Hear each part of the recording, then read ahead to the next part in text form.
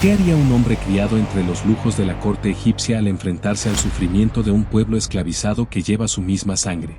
¿Cómo podría alguien cargado de dudas y temores liderar a una nación a través de plagas devastadoras, un mar obstaculizando su destino y un desierto implacable hacia una promesa de libertad? ¿Qué fuerza invisible podría doblegar la voluntad de un faraón obstinado y guiar a miles bajo una nube de día y un fuego de noche? La historia de Moisés, en el corazón del Éxodo, es un relato épico de fe, lucha y redención. Acompáñanos en este viaje donde el clamor de un pueblo encuentra respuesta, los milagros desafían lo imposible y la gloria divina se revela en cada paso hacia la tierra prometida. En los días antiguos, bajo el cielo ardiente de Egipto, donde el sol castigaba sin piedad la tierra reseca, un pueblo sufría en silencio bajo el yugo de la esclavitud. Los israelitas, descendientes de los patriarcas Abraham, Isaac y Jacob, habían florecido como las estrellas del firmamento, multiplicándose en número y llenando las fértiles tierras del delta del Nilo. Sin embargo, su prosperidad despertó envidia y temor en un nuevo faraón, un gobernante de rostro severo y corazón impenetrable, cuya memoria no alcanzaba los días gloriosos de José, el hebreo que, con sabiduría divina, salvó a Egipto de las garras de una hambruna devastadora. Este rey, cegado por la paranoia, veía en los israelitas una amenaza latente, temía que, en tiempos de guerra, se aliaran con sus enemigos y derrocaran su poder. Así, con mano de hierro, decretó su esclavitud, condenándolos a trabajos forzados que quebraban el cuerpo y el espíritu. Día tras día, los hebreos alzaban ciudades imponentes como Pitón y Ramsés, apilando ladrillos de adobe bajo el látigo incansable de los capataces egipcios. El polvo se mezclaba con el sudor en sus rostros curtidos, sus manos se desgarraban al arrancar paja del campo y moldearla con barro, y sus espaldas se doblaban bajo el peso de enormes bloques de piedra. Ni las mujeres ni los niños escapaban al sufrimiento, las madres cargaban cestas pesadas mientras sus pequeños lloraban de hambre y agotamiento. El aire resonaba con el chasquido de los látigos, los gritos de dolor y las órdenes brutales, mientras el Nilo, testigo mudo, fluía indiferente. Pero, milagrosamente, cuanto más los oprimían, más crecían los israelitas en número, como si la vida brotara con mayor fuerza en medio de la adversidad, desafiando la crueldad del faraón. En su angustia, sus suspiros y lágrimas se alzaban como una oración silenciosa hacia el cielo, y Dios, el Dios eterno de sus antepasados, inclinaba su oído hacia el clamor de su pueblo, preparando el momento de su redención. A muchas millas de las pirámides y los campos de esclavitud, en las vastas y áridas tierras de Madián, un hombre solitario pastoreaba rebaños bajo un sol que parecía fundir la arena bajo sus pies. Su nombre era Moisés, un hebreo de nacimiento pero criado en la opulencia de la corte egipcia como hijo adoptivo de la hija del faraón, rodeado de riquezas, sirvientes y el brillo de los palacios de alabastro. Sin embargo, su vida había cambiado irrevocablemente años atrás, cuando, en un arrebato de justicia y furia, presenció como un capataz egipcio azotaba a un esclavo hebreo hasta dejarlo al borde de la muerte. Incapaz de contenerse, Moisés intervino, matando al opresor con sus propias manos y enterrando su cuerpo en la arena caliente, esperando que el viento borrara las huellas de su acto. Pero los rumores corrieron como el fuego, y al descubrirse su crimen, huyó de Egipto con el corazón acelerado, temiendo la ira del faraón. En Madián, encontró refugio y una nueva vida. Se casó con Séfora, la hija de un sacerdote local, y se convirtió en pastor, guiando ovejas entre colinas pedregosas y cañones resecos. Una tarde, mientras conducía su rebaño cerca del monte Horeb, una visión extraordinaria detuvo su paso. Una zarza seca ardía con llamas doradas y anaranjadas que danzaban furiosamente, pero, contra toda lógica, sus ramas no se consumían, permaneciendo intactas en medio del fuego. Intrigado y temeroso, Moisés se acercó, quitándose las sandalias polvorientas por respeto al suelo que de pronto sentía sagrado. Entonces, desde el corazón de las llamas, una voz resonó, profunda y majestuosa, llenando el aire quieto del desierto: Moisés, Moisés, yo soy el Dios de tus padres, el Dios de Abraham, de Isaac y de Jacob. He visto la aflicción de mi pueblo en Egipto, he oído sus gemidos bajo el peso de sus capataces, y he conocido su dolor en lo más profundo de mi ser. He descendido para arrancarlos de las manos de los egipcios y conducirlos a una tierra amplia y generosa, una tierra que mana leche y miel, donde hallarán descanso. Ve ahora, porque te envío al faraón, para que liberes a mi pueblo, los hijos de Israel, de la esclavitud de Egipto. El peso de aquella misión cayó sobre Moisés como una tormenta inesperada, llenando su corazón de incertidumbre y temor. con la cabeza inclinada y la voz temblorosa, respondió al Señor: ¿Quién soy yo, un simple pastor, un fugitivo, para presentarme ante el faraón, el rey más poderoso de la tierra, y exigirle que libere a los israelitas? Pero Dios, con una paciencia infinita y una autoridad que no admitía dudas, replicó: Yo estaré contigo en cada paso, en cada palabra. Y esta será la señal de mi presencia: cuando hayas sacado a mi pueblo de Egipto, lo traerás a este mismo monte, y aquí me adoraréis juntos. Para disipar sus miedos, el Señor obró prodigios ante sus ojos. Ordenó a Moisés arrojar su vara al suelo, y al instante, la madera seca se retorció y se transformó en una serpiente de escamas brillantes, que siseaba y se deslizaba por la arena. Cuando Moisés, temblando, la tomó por la cola como Dios le indicó, volvió a ser una vara rígida en su mano. Luego, Dios le dijo que metiera la mano en su manto, y al sacarla, estaba cubierta de lepra, blanca como la nieve. Al volver a esconderla y sacarla, la piel sanó, tan suave como la de un niño. Aún inseguro, Moisés protestó: Señor, no soy hombre de palabras, mi lengua es torpe, mis labios tartamudean. Pero Dios, con ternura y firmeza, respondió: Yo hice la boca del hombre, y yo te daré las palabras. Además, tu hermano Aarón, elocuente y valiente, hablará por ti. Él será tu voz, y tú serás para él como mi mensajero. Con el corazón dividido entre la reverencia y el miedo, Moisés aceptó el llamado, y tras despedirse de Séfora y su vida tranquila, emprendió el largo camino de regreso a Egipto, donde Aarón, guiado por Dios, lo esperaba entre las dunas para unirse a la misión que cambiaría el destino de un pueblo entero. ¿Cómo reaccionaría un faraón con tanto poder ante la demanda audaz de dos hombres que afirman hablar en nombre de un Dios desconocido? ¿Podría la fe de Moisés y Aarón resistir la arrogancia y el desprecio del faraón? El palacio del faraón se alzaba como una fortaleza de poder y esplendor, con sus altas columnas de mármol pulido reflejando la luz del sol y sus muros decorados con jeroglíficos que narraban las glorias de Egipto. En el salón del trono, rodeado de cortesanos vestidos con túnicas de lino blanco y guardias armados con lanzas de bronce, Moisés y Aarón se presentaron ante el rey, un hombre de mirada altiva que sostenía el cetro y el flagelo, símbolos de su dominio absoluto. Aarón, con la frente en alto y la voz resonando entre las paredes, proclamó: Así dice el Señor, el Dios de Israel: Deja ir a mi pueblo para que me sirva y me celebre una fiesta en el desierto, lejos de tus tierras. El faraón, recostado en su trono de oro incrustado con lapislázuli, lo interrumpió con una risa fría y despectiva, mientras sus ojos oscuros brillaban con arrogancia: ¿Quién es ese señor del que hablas, que pretende darme órdenes? No lo conozco, ni jamás he oído su nombre en los templos de Ra o Amón. No liberaré a Israel, son míos, y su trabajo sostiene mi reino. Lejos de ceder, su corazón se endureció aún más, y con un gesto de su mano enjollada, dictó un castigo aún más cruel: de ahora en adelante, no provean paja a los hebreos para sus ladrillos, que la busquen ellos mismos en los campos, arrancándola con sus manos, pero exijan la misma cantidad de ladrillos que antes, sin reducir ni uno solo. Los capataces, obedientes, redoblaron su ferocidad, y los israelitas, agotados por jornadas interminables bajo el sol abrasador, comenzaron a desfallecer, sus cuerpos cubiertos de polvo y sangre. En su desesperación, algunos culparon a Moisés, gritándole entre lágrimas: ¿Qué nos has hecho? Ahora nuestro sufrimiento es peor que antes. Abatido, Moisés se postró ante Dios en oración, con el alma desgarrada: Señor, ¿por qué permites que tu pueblo sufra más desde que hablé en tu nombre? El faraón nos aplasta, y no veo tu salvación. Pero Dios, con una voz que calmaba como el viento tras la tormenta, respondió: Paciencia, Moisés. Ahora verás lo que haré al faraón. Con mano fuerte lo obligaré a dejarlos ir, y con brazo extendido los sacaré de esta tierra. ¿Qué sucede cuando la naturaleza misma se vuelve contra una nación? ¿Puede el orgullo de un rey sobrevivir a la devastación de su tierra y su pueblo? El juicio divino descendió sobre Egipto como una sombra implacable, y el cielo mismo pareció volverse contra la tierra del faraón. Dios desató una serie de 10 plagas, cada una más aterradora que la anterior, desafiando el orgullo del rey y exponiendo la impotencia de los dioses egipcios ante el poder del Señor.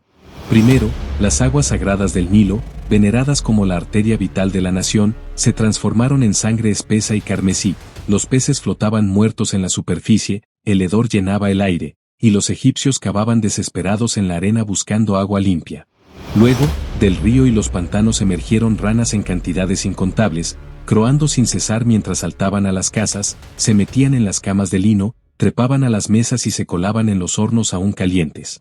Después, el polvo seco de la tierra se alzó en nubes vivientes al convertirse en piojos diminutos que infestaban el cabello, la piel y las ropas de hombres y bestias, provocando un tormento insoportable.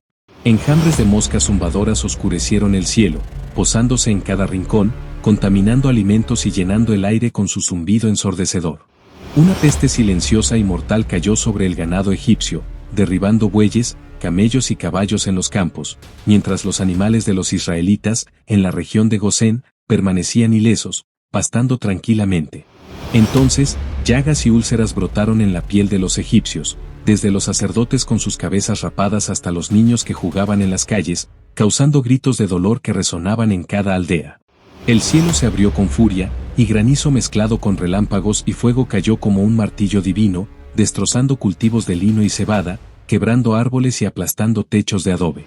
Langostas aladas, como una plaga bíblica, cubrieron la tierra, devorando cada hoja verde que el granizo había perdonado, dejando el paisaje desnudo y desolado. Luego, una oscuridad espesa y sobrenatural envolvió Egipto durante 3 días, tan densa que las lámparas no podían perforarla, y los egipcios, temblando, no se atrevían a salir de sus casas, pero en Gosén, los hogares hebreos brillaban con luz clara, como un faro en la tormenta. A pesar de cada golpe, el faraón, con el rostro endurecido y el corazón obstinado, se negaba a ceder, desafiando al Dios que lo estaba despojando de todo. La 10ª plaga llegó en la quietud de la medianoche, silenciosa como la muerte misma, pero con un poder que quebraría incluso al faraón. Dios instruyó a los israelitas con precisión: cada familia debía sacrificar un cordero joven y sin defecto, degollándolo al atardecer y recogiendo su sangre en cuencos de arcilla. Con ramas de hisopo, untaron la sangre en los dinteles y postes de sus puertas de madera, una marca carmesí que brillaba bajo la luz de la luna como señal de obediencia y fe. Luego, asaron la carne sobre brasas y la comieron apresuradamente, con pan sin levadura y hierbas amargas, vestidos con túnicas ceñidas y sandalias en los pies, listos para partir. Esa noche, mientras el viento soplaba frío sobre Egipto, el ángel de la muerte descendió, invisible y certero, pasando por cada hogar. Donde no había sangre en las puertas, el primogénito caía sin vida, desde el hijo mayor del faraón, destinado a heredar el trono, hasta el hijo del prisionero que languidecía en las mazmorras oscuras, e incluso el primogénito del ganado en los establos. Un alarido colectivo rasgó el silencio, un lamento que subía desde cada casa egipcia como una marea de dolor, mientras los israelitas, protegidos por la sangre del cordero, aguardaban en silencio reverente. Abrumado por la pérdida y el miedo, el faraón convocó a Moisés y a Aarón en la penumbra de su palacio, con el rostro pálido y los ojos enrojecidos: levántense, tomen a su pueblo, los hijos de Israel, y váyanse de mi tierra. Lleven sus rebaños, sus cabras y vacas, y sirvan a su Dios como han pedido. Váyanse ahora, y antes de partir, bendíganme a mí también, para que esta maldición termine. Los israelitas, con el corazón acelerado, recogieron sus pertenencias en sacos de lino, mientras los egipcios, aterrorizados, les entregaban joyas de oro, pendientes de plata y telas finas, suplicándoles que se marcharan y llevaran consigo la ira de aquel Dios desconocido. Así, en una procesión apresurada bajo las estrellas, el pueblo salió de Egipto, liberado por la mano poderosa de su Salvador. ¿Te imaginas estar atrapado entre el mar y el ejército más poderoso del mundo, sin escape posible? ¿Podría un milagro convertir una derrota inminente en victoria? La libertad apenas comenzaba a sentirse en los corazones de los israelitas cuando el faraón, consumido por el arrepentimiento y la rabia, cambió de parecer. Desde su palacio, ordenó reunir a su ejército, carros de guerra tirados por caballos negros, arqueros con arcos tensados y lanceros con armaduras relucientes marcharon tras los hebreos, levantando nubes de polvo en el horizonte. Los israelitas, acampados junto al Mar Rojo, cuyas olas rugían contra la costa rocosa, vieron acercarse al enemigo y se llenaron de pánico. Algunos, con lágrimas en los ojos, gritaron a Moisés: ¿no había tumbas en Egipto que nos trajiste a morir aquí, atrapados entre el mar y las espadas? Mejor hubiéramos servido a los egipcios que perecer en este desierto. Pero Moisés, con una fe que ardía como la zarza de Horeb, alzó la voz sobre el tumulto: no teman. Quédense quietos y vean la salvación que el Señor obrará hoy. Los egipcios que ven ahora, no los volverán a ver jamás. Entonces, obedeciendo a Dios, extendió su vara nudosa sobre las aguas turbulentas. Un viento del este, feroz y constante, sopló toda la noche, como si el aliento mismo del Señor empujara el mar. Las olas se apartaron con un estruendo, alzándose en murallas altas y temblorosas a ambos lados, dejando un camino de arena húmeda y conchas rotas en el lecho marino. Los israelitas, con niños en brazos y ancianos apoyados en bastones, cruzaron entre las paredes de agua, sintiendo la brisa salada en sus rostros y el suelo firme bajo sus pies, mientras miraban con asombro las profundidades que los flanqueaban. Los egipcios, cegados por su furia, los persiguieron con carros traqueteantes y gritos de guerra, pero cuando el último hebreo alcanzó la orilla opuesta, Moisés levantó su mano una vez más. Las murallas líquidas colapsaron con un rugido ensordecedor, y el mar se cerró sobre los soldados, tragando caballos, ruedas y lanzas en un remolino de espuma y caos. Desde la seguridad de la costa, los israelitas, con el corazón lleno de gratitud, entonaron un cántico al Señor: cantaré al Señor, porque se ha cubierto de gloria, ha arrojado al mar al caballo y al jinete. El Señor es mi fuerza y mi canción, Él es mi salvación. ¿Cómo podría un pueblo sobrevivir en un desierto ardiente y desolado, donde el sol abrasador transforma la arena en un océano de fuego y el agua es un sueño fugaz, más escaso que las sombras? ¿Qué poder sostendría sus pasos entre dunas traicioneras, donde el peligro acecha en forma de serpientes sigilosas y escorpiones ocultos bajo cada roca? Con el Mar Rojo a sus espaldas, los israelitas emprendieron su marcha por el desierto, un paisaje implacable de dunas doradas, rocas abrasadas por el sol y arbustos espinosos que apenas sobrevivían en la aridez. El calor del día quemaba sus pieles, y las noches traían un frío que calaba los huesos, pero Dios no los abandonó en su travesía hacia el monte Sinaí. Cuando el hambre apretó sus estómagos, tras días de comer solo las provisiones escasas que llevaron de Egipto, murmuraron contra Moisés: ¿qué comeremos aquí, en esta tierra estéril? Entonces, al amanecer, el cielo se cubrió de una niebla suave, y del firmamento cayó maná, un alimento milagroso como copos de escarcha, blanco y dulce al paladar, que recogían cada mañana en cestas tejidas, suficiente para el día y no más, como prueba de su dependencia del Señor. Días después, cuando la sed los consumía y sus gargantas se secaban como la arena, llegaron a Mara, donde el agua era amarga e imbebible, pero Moisés, guiado por Dios, arrojó un trozo de madera al agua, y ésta se volvió dulce y cristalina. Más adelante, en Refidim, no había agua alguna, y el pueblo clamó desesperado. Entonces, Moisés golpeó una roca árida con su vara, y de ella brotó un manantial fresco que corrió como un río, saciando a hombres, mujeres y ganado. Pero el desierto también trajo enemigos. Los amalecitas, un pueblo nómada de guerreros feroces, atacaron con lanzas y alaridos, buscando saquear a los hebreos. Moisés, con fe inquebrantable, subió a una colina y alzó sus manos en oración, mientras Josué, un joven valiente, lideraba a los israelitas en batalla. Cuando las manos de Moisés caían por el cansancio, los amalecitas prevalecían, pero Aarón y Hur los sostuvieron, y al final, con el sol poniéndose tras las dunas, Josué triunfó, y los enemigos huyeron derrotados. Así, entre pruebas y maravillas, el pueblo avanzaba, aprendiendo a confiar en la provisión y el cuidado de su Dios. Tras semanas de marcha, los israelitas llegaron al pie del monte Sinaí, una montaña imponente que se alzaba como un gigante de piedra en el corazón del desierto. Allí, el cielo se transformó, nubes negras y densas cubrieron la cima, relámpagos rasgaban el firmamento, y truenos retumbaban como tambores de guerra, mientras un sonido de trompeta, cada vez más fuerte, llenaba el aire de un temor sagrado. El pueblo, reunido en la base, temblaba al ver el monte envuelto en humo y fuego, como un volcán a punto de estallar, y Moisés les ordenó purificarse y no acercarse, pues el lugar era ahora santo. Entonces, Dios llamó a Moisés a la cima, y él ascendió entre rocas resbaladizas y ráfagas de viento, entrando en la nube divina donde la presencia del Señor lo envolvió. Allí, en un encuentro que desafía toda descripción, Dios habló con voz de trueno y grabó los 10 mandamientos en tablas de piedra pulida: Yo soy el Señor tu Dios, que te saqué de la tierra de Egipto, de la casa de esclavitud. No tendrás otros dioses delante de mí. No te harás imagen ni semejanza alguna de lo que hay arriba en los cielos, abajo en la tierra o en las aguas bajo la tierra.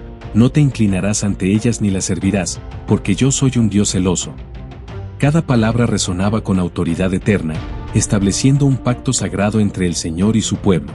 Además, Dios dio leyes detalladas sobre la justicia, la adoración y la vida comunitaria, desde cómo tratar a los vecinos hasta cómo ofrecer sacrificios en su honor.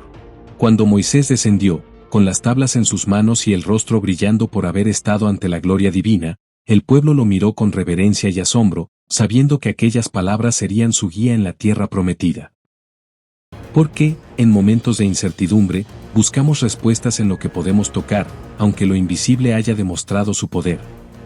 ¿Qué nos lleva a abandonar lo que prometimos esperar, cambiando lo eterno por algo que brilla solo por un instante? Mientras Moisés permanecía en el monte, envuelto en la presencia de Dios durante 40 días y noches, el pueblo abajo comenzó a impacientarse.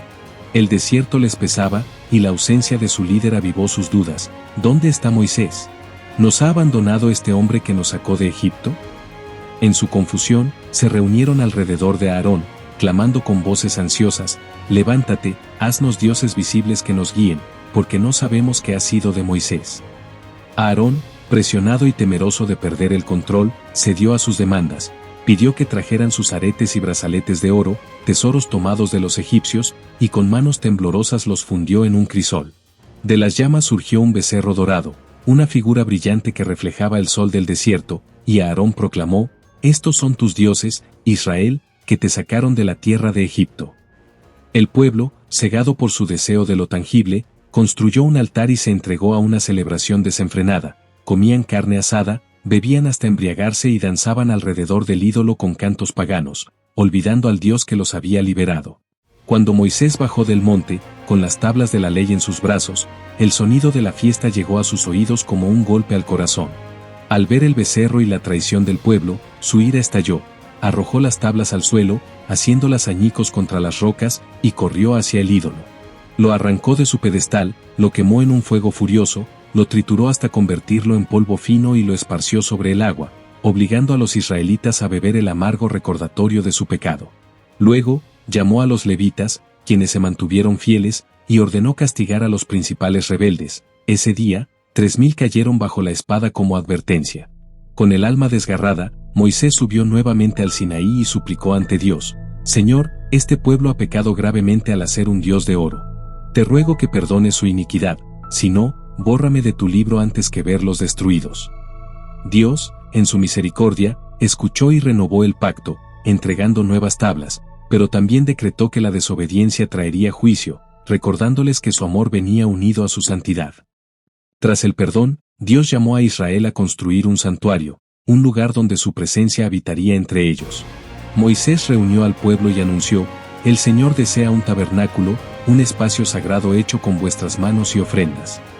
El pueblo respondió con generosidad abrumadora. Hombres y mujeres trajeron oro en forma de broches, anillos y collares relucientes, plata labrada en monedas y adornos, bronce pulido de espejos y utensilios, y telas finas teñidas de púrpura real, escarlata brillante y blanco puro, hiladas por manos expertas. Bezaleel y Aholiab, artesanos ungidos por el Espíritu de Dios, lideraron la obra con destreza divina. Cortaron madera de acacia del desierto, fuerte y resistente, y la cubrieron con láminas de oro batido. Levantaron cortinas de lino bordadas con hilos multicolores, sostenidas por columnas talladas y bases de bronce fundido. En el corazón del tabernáculo, construyeron el arca del pacto, una caja de madera recubierta de oro puro, con anillos en sus esquinas para transportarla y un propiciatorio en la tapa, flanqueado por 2 querubines de alas extendidas, forjados en oro macizo. Dentro del arca colocaron las tablas de la ley, un recordatorio eterno del pacto. Alrededor, el lugar santo albergaba una mesa para el pan de la presencia, un candelabro de 7 brazos que iluminaba con luz suave, y un altar de incienso cuyas fragancias subían como oración. Cuando todo estuvo terminado, el pueblo se reunió en silencio, y una nube brillante descendió sobre el tabernáculo, llenándolo de la gloria de Dios. De noche, se transformaba en una columna de fuego que ardía sin consumirse, guiándolos como faro en la oscuridad del desierto. El libro del Éxodo narra la epopeya de un pueblo arrancado de las cadenas de la esclavitud por un Dios de poder incomparable y misericordia sin fin. Desde las riberas fangosas del Nilo, donde sus gritos subían entre el barro y los látigos, hasta las laderas sagradas del Sinaí, donde recibieron la ley que los definiría, los israelitas descubrieron que su liberación era más que física. Era un llamado a una vida de obediencia y comunión con su Creador. Cada paso en el desierto, cada milagro, el maná cayendo como rocío, el agua brotando de la roca, el mar abriéndose como un camino, les enseñó a depender de la mano que lo sostenía. Con la tierra prometida aún en el horizonte, un sueño de campos verdes y ríos tranquilos, avanzaban con la certeza de que el Señor, cuya nube los cubría de día y cuyo fuego los alumbraba de noche, nunca los abandonaría. Así, el Éxodo se convirtió en su historia fundacional, un testimonio eterno de que, en medio de la opresión y la prueba, la voz que habló desde la zarza ardiente seguía siendo su guía, su fuerza y su esperanza.